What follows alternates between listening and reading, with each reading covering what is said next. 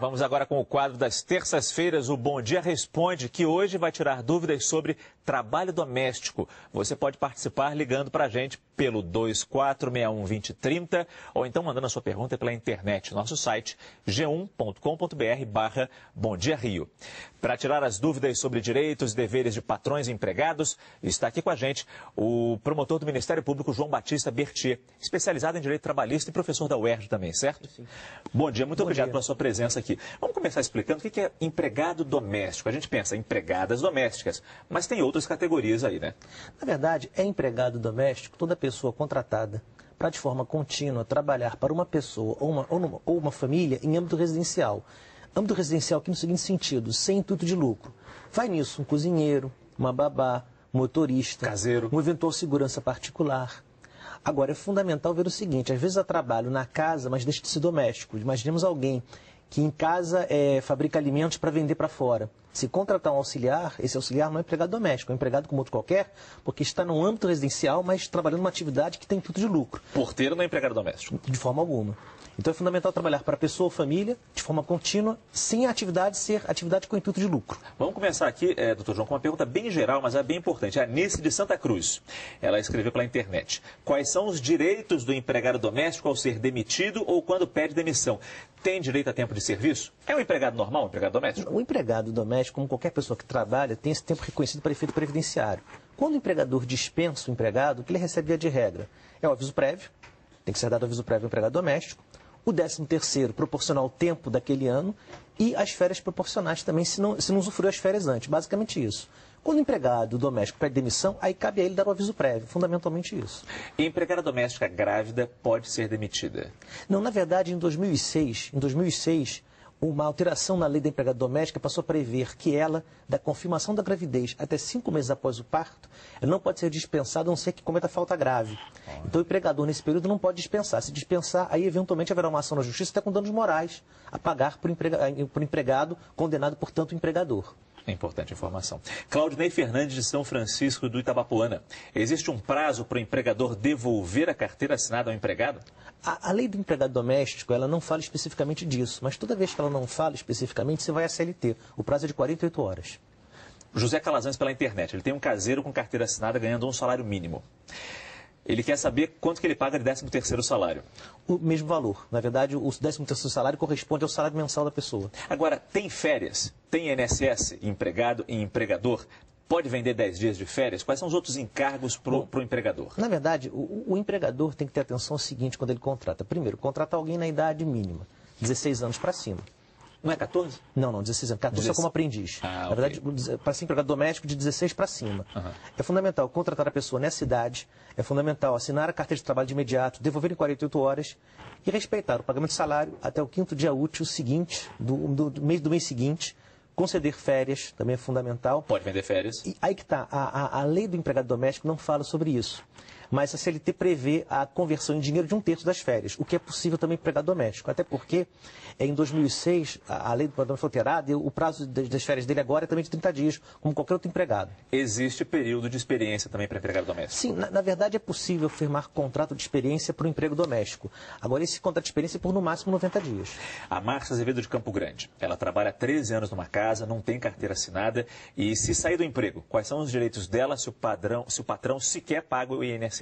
Bom, na verdade, como ela é empregada doméstica, a responsabilidade por recolher a previdência é do empregador, não dela. Então, o que ela tem a fazer é ajuizar uma reclamação trabalhista, configurar o vínculo, ter o vínculo reconhecido no Judiciário Trabalhista, porque isso onerará o empregador, não a ela, e beneficiará, evidentemente, a ela. É que ela trabalha há 13 anos, normalmente esse vínculo de família que existe é muito complicado. Na verdade, essa relação de trabalho doméstico, ela é uma relação que, às vezes, ela fica perdida numa proximidade pessoal que, às vezes, faz com que a pessoa abstraia o aspecto profissional. Mas não se pode perder de vista que é uma relação de trabalho. Então, ainda que haja alguma afetividade, uma confiança, um laço pessoal que o tempo construa, isso não pode turvar a importância do aspecto profissional. A gente vai fazer agora uma rápida parada e depois do intervalo nós continuamos com as suas dúvidas sobre trabalho doméstico. Ainda dá tempo de enviar sua pergunta pelo 2461-2030 ou então pelo g1.com.br/Bom Dia Rio. Júlio Rangel, de Duque de Caxias. Doutor Bertier, gostaria de saber se uma diarista que vai 3 vezes por semana na residência e trabalha cerca de 4 horas por dia precisa ter carteira assinada? Nesse caso, sim. Pelos tribunais prevalece a ideia de que até 2 dias é um trabalho como diarista e aí não há o vínculo empregatício, mas de 3 dias para frente, o vínculo empregatício vai ser configurado sim, e se a pessoa for à justiça, a tendência é que ela saia vencedora. Complicado isso, né? 2 dias, não é 3 dias? Na verdade, a questão é a seguinte, a lei do empregado doméstico, ela prevê que o trabalho tem que ser contínuo. Entende os tribunais que o trabalho não tem continuidade se 2 vezes por semana. Há quem discorde disso, eu particularmente discordo, porque eu acho que 2 dias por semana por 9 anos, isso é um vínculo para mim evidente, mas de fato, prevalece a jurisprudência, prevalece nos tribunais a ideia de que 2 dias por semana não implica vínculo. Então veja aqui essa pergunta do Deraldo Santos, de São Cristóvão. Ele trabalhou 3 vezes por semana, numa casa durante 8 anos. Foi mandado embora e não recebeu nada a não ser o salário do último mês. Onde e como recorrer para conseguir os direitos? Na verdade, é recorrer à Justiça do Trabalho. Aqui tem uma reclamação trabalhista a ajuizar para ter reconhecido o vínculo empregatício, daí virá a condenação a pagar férias, pagar 13º salário, enfim, e os demais direitos que ele não recebeu na época própria. A Bruna Oliveira da Tijuca, ela disse que trabalha há 8 meses, já trabalha há 8 meses nessa casa e quer saber se com 3 meses de emprego já poderia ter tido a carteira assinada. O que ela faz para conseguir isso? Não, na verdade, a obrigação do empregador é assinar a carteira de imediato, tão logo o contrato de empregado doméstico. Ele tem 48 horas não para assinar, é para devolver a carteira assinada. Mesmo no período de experiência tem que ter um registro. O contrato de experiência é um contrato de trabalho. Assina-se a carteira desde o início. O que você registra é que ali é um contrato de experiência com um vínculo empregatício que daqui a 90 dias será tornado definitivo ou não. E o que ela faz para conseguir isso? Ela pede para o patrão? Na verdade, ela tem que tentar conversar com o patrão dela e, se o patrão não assinar, ela vai entrar com uma reclamação trabalhista. É que algumas empregadas não gostam de que haja registro para não ter desconto. Na verdade, essa é uma visão equivocada dos empregados domésticos, porque o registro da carteira não traz só a formalização do contrato, mas a proteção previdenciária. Então, talvez uma tentativa de evitar um desconto por agora, mas a pessoa, o dia que adoecer, o dia que engravidar, ela vai sentir falta da proteção previdenciária. Então, é um equívoco de ordem de não percepção de direitos um pouco mais para frente. O Silvio Portilho, de Volta Redonda, pergunta pela internet. Tem uma diarista que trabalha comigo 2 vezes por semana. Ele quer saber os direitos e encargos dela. Na verdade, se ela trabalha 2 vezes por semana, na visão dos tribunais, ali haveria um trabalho como diarista, um trabalho eventual. Então é só não há salário. Vínculo, só pagar o valor ajustado e aí a contribuição da Previdência, quem faz é a própria trabalhadora eventual, não quem a contratou.